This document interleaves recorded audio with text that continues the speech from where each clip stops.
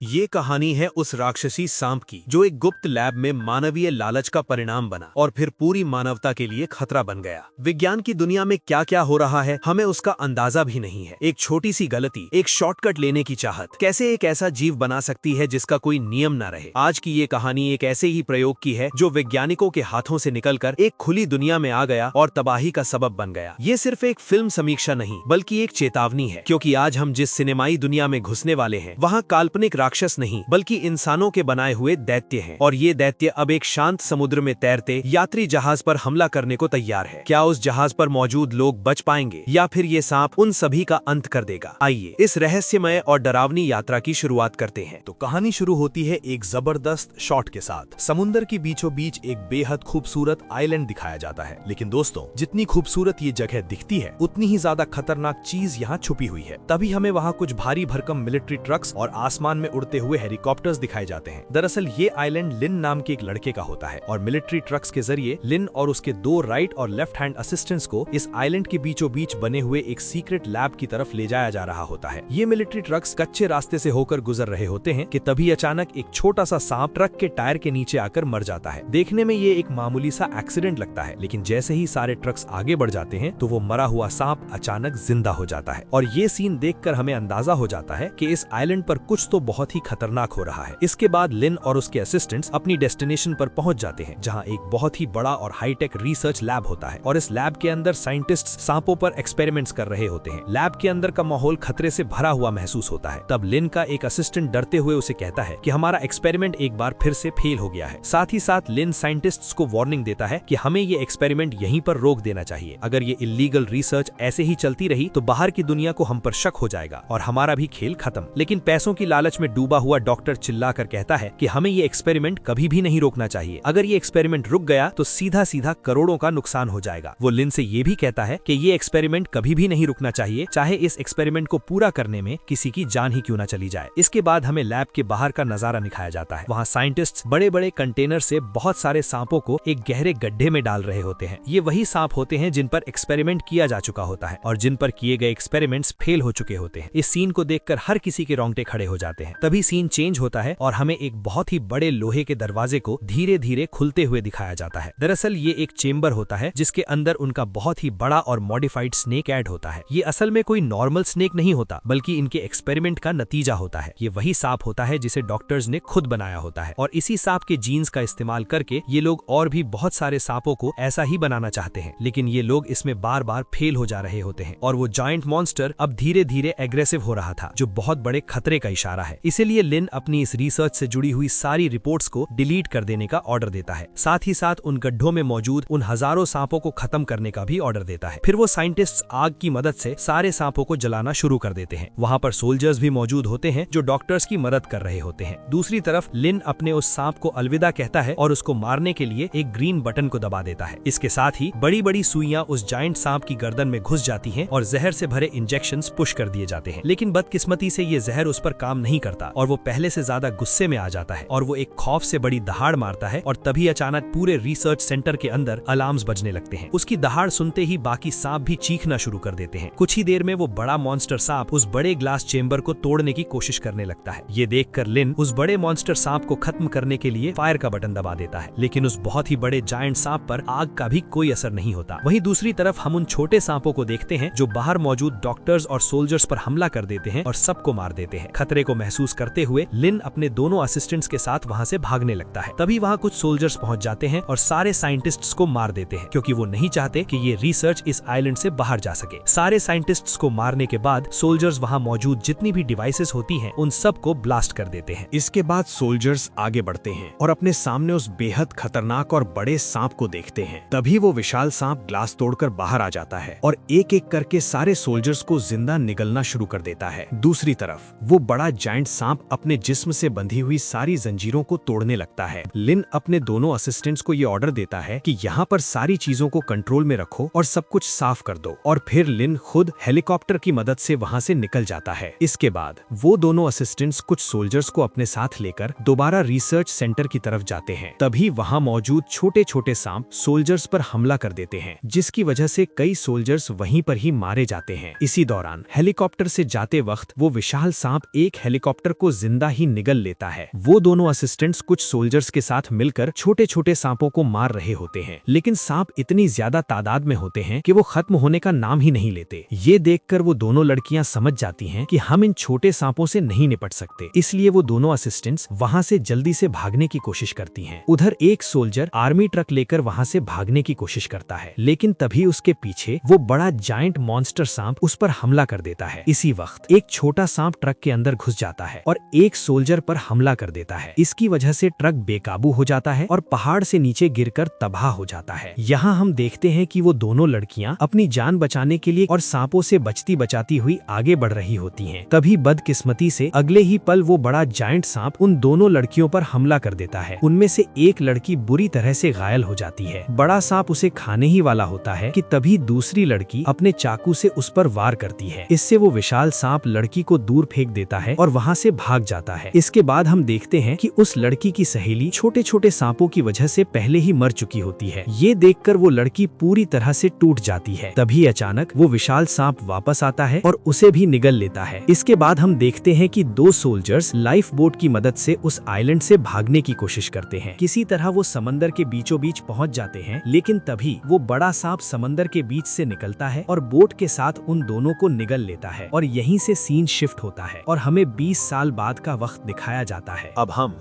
एक आलीशान cruise ship को देखते हैं जो समुद्र के बीचों बीच बहुत ही आराम से चल रही होती है। वहाँ सब कुछ नॉर्मल होता है, पार्टी चल रही होती है, मौज मस्ती का माहौल होता है, लेकिन उन्हें जरा भी अंदाजा नहीं होता कि आगे उनके साथ जो होने वाला है वो उनके ख्वाबों ख्यालों में भी नहीं होता। इसी बीच हम एक आदमी को देखते हैं जिसका नाम यान होता है। देखने में वो काफी स्मार्ट और फिट लगता है और काफी तेज दिमाग का भी होता है। यान नोटिस करता है कि एक लड़की बार बार उसकी पिक्चर्स ले रही होती है। अगले ही पल यान उसे पकड़ लेता है और पूछता है, तुम मेरी पिक्चर्स क्यों ले रही हो? तब वो लड़की, जिसका नाम ली होता है, बताती है कि वो एक मैगजीन के लिए काम करती है, लेकिन यान उसकी बातों से समझ जाता है कि वो झूठ बोल रही होती है। यान उसका कैमरा पकड़ लेता है और सारी फोटोज डिलीट कर देता है। तभी ली उसे बताती है, मैं जानती हूँ तुम किसको ढूंढ रहे हो। ये बात सुनकर यान हैरान हो जाता है, लेकिन इससे पहले कि वो कोई सवाल जवाब करे तभी अचानक शिप जोर से हिलने लगती है। हम देखते हैं कि समुद्र के नीचे करोड़ों की तादाद में सांप शिप की दीवारों पर रेंगते हुए शिप के अंदर घुसने लगते हैं। देखते ही देखते वो पूरे शिप पर फैल जाते हैं और पार्टी का माहौल खून खराबे में बदल जाता है। यान तुरंत खतरे को महसूस कर लेता है और ली को साथ लेकर भागना शुरू कर देता है। भागते हुए वो एक क्रू मेंबर से पूछता है, यहाँ आखिर हो क्या रहा है? सब लोग क्यों भाग रहे हैं? इससे पहले कि वो कुछ बता पाता, अगले ही पल वेंटिलेशन पाइप से वो जायंट स्नेक उस क्रू वर्कर को भी निगल लेता है। ये वही मॉन्स्टर होता है जो उस आइलैंड पर था, जो पहले कांच की बोतल में बंद था। ये देखकर पूरा शिप खौफ से कांप उठता है। यान और ली जितने लोगों को बचा सकते होते हैं उनकी मदद करते हैं और उन सबको साथ लेकर वहां से भागना शुरू कर देते हैं। यहाँ हम देखते हैं कि हर तरफ सांप ही सांप लटक रहे होते हैं। ये वही सांप होते हैं जिन्हें आइलैंड पर साइंटिस्ट्स ने गड्ढे में डालकर आग लगा दी थी। यहाँ यान एक कुल्हाड़ी उठा लेता है और उन्हें मारते हुए आगे बढ़ने लगता है। फिर वो लोग एक कॉरिडोर के पास पहुँचते हैं जहाँ एक अमीर आदमी उनसे पहले ही VIP रूम के अंदर घुस जाता है और दरवाजा बंद कर लेता है। बाहर खड़े लोग अपनी जान बचाने के लिए उससे भीख मांगते हैं कि प्लीज दरवाजा खोल दो, लेकिन वो अमीर आदमी किसी की बात नहीं मानता और दरवाजा नहीं खोलता और उसके इस बुरे काम का अंजाम उसे तुरंत मिल जाता है। अगले ही पल वेंटिलेशन पाइप से बहुत सारे सांप उस पर हमला कर देते हैं और उसकी जान ले लेते हैं। बाहर खड़े लोगों के होश उड़ जाते हैं, उन्हें सिर्फ उसकी चीखें सुनाई देती हैं। यान ली को लेकर इंजन रूम की तरफ भागता है और वहाँ उनकी मुलाकात एक ओल्ड मैन से होती है जो अपनी पोती को बचाते बचाते यहाँ तक पहुँच गया होता है। यान उनकी भी मदद करता है। इसी दौरान यान नोटिस करता है कि सांप उन्हें देख नहीं सकते। यान ये भी समझ जाता है कि शिप पर जितने भी सांप हैं वो देखकर हमला नहीं करते, बल्कि लोगों के कदमों की आहट सुनकर हमला करते हैं। ये समझते ही यान सबको इशारा करता है कि बिल्कुल खामोशी से जहाँ हो वहीं पर खड़े रहो। सब लोग बिल्कुल हिलना तक बंद कर देते हैं और अपनी सांसें रोककर मशीन्स के पीछे छुप जाते हैं। इसी दौरान वो बहुत ही बड़ा मॉन्स्टर सांप उस रूम के अंदर आ जाता है। वो उन सब के बहुत ही करीब होता है, इतना करीब कि वो उनकी आहट महसूस करने लगता है, लेकिन जब कोई भी हरकत नहीं करता तो वो सांप वहाँ से जाने ही वाला होता है। तभी अचानक उसी वक्त एक लड़की का फोन बज उठता है और बदकिस्मती से वो सांप दोबारा वापस आ जाता है और सब पर हमला कर देता है। सारे लोग अपनी जान बचाते हुए ऊपर की तरफ भागने लगते हैं। आगे जाकर वो लोग एक बड़े इंडस्ट्रियल फ्रीजर के अंदर घुस जाते हैं और जैसे ही वो उसके अंदर जाते हैं एक आदमी उस फ्रीजर का हैवी दरवाजा जोर से बंद कर देता है और वो सांप उन तक पहुँचने के लिए उस हैवी दरवाजे को जोर जोर से टक्कर मारने लगता है, यहाँ तक कि उस मेटल के दरवाजे दरवाजे पर डेंट्स पड़ जाते हैं, लेकिन खुशकिस्मती से दरवाजा नहीं टूटता और सबकी जान बच जाती है। कुछ देर बाद उन्हें महसूस होता है कि बाहर सब कुछ शांत हो चुका है। उन्हें लगता है कि अब वो सांप वहाँ से जा चुका होगा, लेकिन मुश्किल यहाँ पर खत्म नहीं होती। ये लोग जिस फ्रीजर के अंदर होते हैं वहाँ का टेम्परेचर पल पल बढ़ता जा रहा होता है, और अगर ये लोग थोड़ी देर और यहाँ रुकते तो वो यहीं जमकर मर भी सकते हैं। ये सब सोच में बढ़ जाते हैं कि आखिर उन्हें अब क्या करना चाहिए। तभी यान देखता है कि एक लड़के को सांप ने काट लिया होता है। इस वक्त उनके पास कोई दवा मौजूद नहीं होती, और अगर उस लड़के को टाइम पर दवा ना दी जाए तो वो मर भी सकता है। वो लोग यहाँ पर फर्स्ट एड ढूंढने की कोशिश करते हैं, लेकिन वहाँ कुछ भी नहीं होता। तभी यान सोचने लगता है कि वो लोग हमेशा के लिए यहाँ नहीं रह सकते। आखिरकार यान एक डेंजरस प्लान बनाता है। वो ये डिसाइड करता है कि वो बाहर जाकर सांप का ध्यान भटकाएगा ताकि बाकी लोग अपनी जान बचाकर भाग सकें। ये बात सुनकर वहाँ मौजूद यान नाम का लड़का यान को ऐसा करने से मना करता है। तभी वो लड़का जिसे सांप ने काट लिया होता है कहता है कि ये काम वो खुद करेगा, क्योंकि वो वैसे भी मरने वाला है, तो क्यों ना मरते मरते कोई अच्छा काम कर लिया जाए। यान उसे मना करता है, लेकिन वो लड़का उसकी एक भी बात नहीं मानता और फ्रीजिंग रूम का दरवाजा खोल देता है। अगले ही पल वो सांप फ्रीजर के अंदर घुस आता है। वो लड़का सांप को अपने पीछे लगा लेता है और बाकी सब धीरे धीरे उस फ्रीजर रूम से बाहर निकल जाते हैं। यान उस लड़के को कमरे से बाहर खींचने की कोशिश करता है, लेकिन वो लड़का उसकी बात नहीं मानता और अंदर से फ्रीजर का दरवाजा बंद कर देता है ताकि सांप भी बाहर ना आ सके। अगले ही पल वो विशाल सांप उसे मार देता है। ये देखकर यान को बहुत ज्यादा दुख होता है और उस सांप पर उसे बहुत गुस्सा भी आता है। इसके बाद वो सब लोग कैप्टन के रूम तक पहुंचते हैं। कैप्टन के रूम में जाकर वो देखते हैं कि कैप्टन मरे हुए पड़े होते हैं और शिप जहाँ की जहाँ रुकी होती है। शिप को किसी भी हाल में चलाना होता है। यहाँ पर ली कहती है कि उसे शिप चलाना आता है। जब वो शिप चलाने की कोशिश करती है तो अचानक शिप को एक बहुत बड़ा झटका लगता है। बाहर से दिखाया जाता है कि पानी के अंदर से सबसे बड़ा जायंट सांप अब पानी से बाहर आ चुका होता है। ये वही जायंट सांप होता है जिसे पहले जंजीरों से बांध कर रखा गया था। ये सांप इतना बड़ा होता है कि वो पूरी शिप पर कब्जा कर लेता है, शिप के ऊपर लिपट जाता है और अपने बड़े मुंह की मदद से शिप के डेक पर हमला कर देता है। ये देखकर यान और बाकी लोग उसे रोकने के लिए बाहर जाते हैं, लेकिन वो मॉन्स्टर बहुत ही ज्यादा बड़ा और ताकतवर होता है। उसे देखकर यान के रोंगटे खड़े हो जाते हैं। वो कांपने लगता है और कहता है कि ये शिप नहीं बचने वाली। वो सबसे कहता है कि लाइफ बोट्स पकड़ो और यहाँ से निकल जाओ। सब लोग उसकी बात मानते हुए लाइफ बोट पर चढ़ने लगते हैं, जबकि यान पीछे रहकर अपनी जान को खतरे में डालकर पूरी शिप के ऊपर पेट्रोल छिड़कने लगता है। वो ये डिसाइड करता है कि वो शिप को जला देगा ताकि शिप के अंदर मौजूद वो सांप भी वहीं मर जाए। सब लोग पानी में उतरकर छोटी बोट पर सवार हो जाते हैं और यान का इंतजार करने लगते हैं, इस उम्मीद में कि यान जिंदा होगा और लाइफ बोट तक आ जाएगा। लेकिन अगले ही पल अचानक शिप के अंदर एक बहुत बड़ा ब्लास्ट होता है। पूरे शिप में आग लग जाती है और ये देखकर सबकी उम्मीद टूट जाती है कि अब यान नहीं बच पाया, वो मर चुका है। तभी अगले ही पल पानी के अंदर से एक हाथ लाइफ बोट पर आ पड़ता है। अचानक सब देखते हैं कि यान जिंदा होता है और सबकी जान में जान आ जाती है। सब मिलकर उसे बोट के अंदर बिठा लेते हैं और छोटी बोट में आते ही यान बेहोश हो जाता है। वो सब लोग यान को देखकर बहुत ज्यादा खुश हो जाते हैं। अब जब यान और उसके साथी कैप्टन के रूम में गए थे और लिन ने शिप चलाने की कोशिश की थी, तो उसने रेडार में कुछ ही दूरी पर एक आइलैंड नजर आया था। तो वो सब लोग उस आइलैंड की तरफ बढ़ने लगते हैं। रात गुजर जाती है और सुबह होती है। जब अगली सुबह यान को होश आता है, वो देखता है कि सब लोग एक आइलैंड के किनारे आ गए हैं। तब वो सबको जगाता है और आइलैंड पर आगे की तरफ बढ़ने लगते हैं। तभी यान वहाँ पर कुछ आवाजें सुनता है और सबको सतर्क कर देता है। चलते चलते अचानक एक लड़की गिर जाती है और उसके हाथ और टांग से खून निकलने लगता है। अचानक वो पत्थर कुछ क्रीचर्स में बदल जाते हैं और फिर वो क्रीचर्स उस लड़की पर हमला करते हैं और उसे पत्थर के अंदर खींच लेते हैं। ये देखकर यान समझ जाता है कि ये क्रीचर्स दरअसल खून देखते ही अटैक कर देते हैं, इसलिए वो सबको धीरे और सावधानी से चलने को बोलता है। चलते चलते वो लोग एक मिलिट्री कैंप तक पहुंच जाते हैं, लेकिन अब भी सब लोग डरे हुए होते हैं। वहाँ उन्हें कुछ गन्स और बॉम्ब से भरे हुए बॉक्सेस मिलते हैं। वहाँ एक अमेरिकन आदमी एक वॉकी टॉकी भी ढूंढ लेता है। यान वॉकी टॉकी के जरिए मदद बुलाने की कोशिश करता है, लेकिन वहाँ उसे किसी भी तरह का सिग्नल नहीं मिलता। इसके बाद वो लोग वहाँ मिले हुए हथियारों को लेकर आगे बढ़ते हैं। अब उन्हें ना चाहते हुए भी आगे बढ़ना पड़ता है और आगे जाने पर उनका सामना होता है एक बहुत बड़े जायंट स्पाइडर से। वो स्पाइडर अपनी एक टांग एक आदमी में स्टैब करके उसे एक ही बार में उठा लेता है, जिससे सब लोगों की टांगे कांपने लगती हैं। उनकी रूह तक हिल जाती है कि इतना बड़ा स्पाइडर आखिर कहाँ से आ गया। सब लोग अपनी जान बचाने के लिए दरख्तों के पीछे छुपने लगते हैं। वो अपनी जान बचाने के लिए उस बड़े स्पाइडर पर बॉम्ब्स, गोलियां, हर तरीके का अटैक करते हैं, लेकिन वो मॉन्स्टर रुकने का नाम ही नहीं ले रहा होता। ऐसे ही करते करते वो जान बचाते बचाते एक गुफिया बिल्डिंग तक पहुंच जाते हैं। अपनी जान बचाने के लिए वो उस बिल्डिंग के अंदर घुस जाते हैं और यहाँ पर हम देखते हैं कि ये वही रिसर्च सेंटर था जो 20 साल पहले उस जायंट मॉन्स्टर स्नेक की वजह से तबाह हो गया था। उस रिसर्च सेंटर के अंदर अब अंधेरा, हर तरफ जाले और धूल जमी हुई थी। दीवारों पर बहुत सारी सांपों की तस्वीरें लगी हुई थी और जमीन पर साइंटिस्ट की गली सड़ी लाशें पड़ी हुई थी। तभी अचानक खुद ब खुद ही लैब की लाइट्स ऑन हो जाती हैं। यहाँ यान हैरान हो जाता है कि आखिर ये लाइट्स किसने ऑन कर दी। उन्हें यहाँ पर यह भी नहीं पता था कि लाइट्स ऑन करने का स्विच कहाँ है। अब उसे शक होने लगता है कि यहाँ जरूर कोई आदमी है जो उनके साथ ये खेल खेल रहा है। कुछ देर के बाद जायन और उसके सारे साथी थक हार कर सो जाते हैं। सिर्फ एक आदमी जगा रहता है। ये वही आदमी था था जिसने लाइट्स ऑन की थी। वो पूरी लैब में घूम घूम कर इधर उधर देखने लगता है, जैसे वो किसी चीज को ढूंढ रहा हो। थोड़ी देर के बाद जायन की नींद अचानक खुल जाती है। दूसरी तरफ वो आदमी एक पोस्टर के पीछे से सांप से जुड़ी हुई एक किताब निकालता है। इसके बाद हमें पता चलता है कि वो आदमी असल में डॉक्टर क्यू है, जिसने उस जायंट मॉन्स्टर को बनाया था। उसने लिन को उस बड़े जायंट मॉन्स्टर को खत्म करने से मना किया था और आखिरी बार उससे मौका मांगा था, भीख मांगी थी कि प्लीज मेरे इस एक्सपेरिमेंट को तबाह मत करो। लेकिन लिन क्योंकि अपना डिसीजन पहले ही फाइनल कर चुका था, इसीलिए उसने किसी की भी बात नहीं सुनी। और जब लिन एवा से अपनी जान बचाकर भागा था तो डॉक्टर क्यू ने खुद को ही चाकू से स्टैब करके मरने का नाटक किया ताकि वो सोल्जर्स की गोलियों से बच जाए, और उसकी ये चालाकी काम कर जाती है और उसकी जान बच जाती है। अब साफ हो चुका था कि डॉक्टर क्यू किसी बहुत ही बड़े मकसद के लिए यहाँ पर आया था। अब हम यहाँ पर यान को देखते हैं जो चलते चलते एक गुफा के अंदर पहुंच जाता है। वहाँ पर उसके सामने वही विशाल सांप होता है। सांप को देखकर यान की आंखें बाहर आ जाती हैं। वो बहुत ही बड़ा सांप उसे पहचानते ही हमला कर देता है। अचानक यू उसके सामने आ जाता है और यान को वहाँ से बाहर निकलने को कहता है। ये देखकर यान गुफा के दरवाजे से बाहर आ जाता है और उसी पल गुफा का दरवाजा खुद ब खुद बंद हो जाता है। अब ये देखकर यान फूट फूट कर रोने लगता है क्योंकि उसने अपने कोर साथी को खो दिया होता है। तभी ली उसके पास आती है और उसे किसी तरह से संभाल कर उस लैब के अंदर ले जाती है। उस वक्त डॉक्टर क्यू भी उनके साथ होता है, लेकिन उसकी असलियत अब तक कोई भी पहचान नहीं पाता। तभी वॉकी टॉकी से रेस्क्यू टीम की आवाज आती है। वो बताते हैं कि वो अगली सुबह वहाँ पहुँच जाएंगे। ये सुनकर सब लोग खुश हो जाते हैं, लेकिन एक और प्रॉब्लम उनके सामने खड़ी हो जाती है क्योंकि जो हेलीकॉप्टर इनको बचाने के लिए आ रहा था उसे यहाँ तक पहुँचने में पूरे 45 मिनट लगने वाले थे। तब यान कहता है कि उन सबको यहाँ से निकलने से पहले उस बड़े जायंट स्टॉर्म को मारना होगा और सबकी मौत का बदला लेना होगा। इसके बाद वो सबको अपना प्लान समझाता है और सब लोग यान की बात मानकर अपने अपने काम पर लग जाते हैं। यान को मारने के लिए उस पर हमला करता है, लेकिन यान पहले ही भांप लेता है और पलटकर डॉक्टर क्यू पर वार कर उसे घायल कर देता है। इसके बाद डॉक्टर क्यू अपने बारे में सारी सच्चाई बता देता है। तभी वहाँ वो विशाल सांप आ जाता है जिसे देखकर अमेरिकन आदमी उसका ध्यान भटकाने की कोशिश करता है। इसी बीच डॉक्टर क्यू बताता है कि उसी ने जहाज के पायलट्स को मारा था और वही सबको यहाँ लेकर आया था। और सबसे बड़ी बात ये कि वो उस सांप को मारने नहीं बल्कि उसे बचाने के लिए यहाँ आया था। उसी वक्त यान अपने पीछे उस विशाल सांप को देख लेता है, लेकिन वो कुछ नहीं कहता। कुछ ही पलों में वो बड़ा सांप डॉक्टर क्यू को मार देता है। इसके बाद यान उस विशाल सांप को अपने पीछे पीछे ले जाता है और उसे उन क्रीचर्स के पास ले जाता है जिन्हें हमने आइलैंड की शुरुआत में देखा था। वहाँ पहुंचकर वो खून से भरी एक बोतल फेंकता है। इसकी वजह से वहाँ मौजूद सारे क्रीचर बाहर निकल आते हैं। इसके बाद जब वो विशाल सांप पहाड़ से नीचे गिरता है तो वे सारे क्रीचर उसे खाने लगते हैं और वहीं उस सांप का अंत हो जाता है। अगली सुबह सभी लोग समुद्र के किनारे खड़े होते हैं। तभी एक जहाज उन्हें बचाने के लिए वहाँ पहुँचता है और इसी के साथ ये शानदार मूवी यहीं खत्म हो जाती है।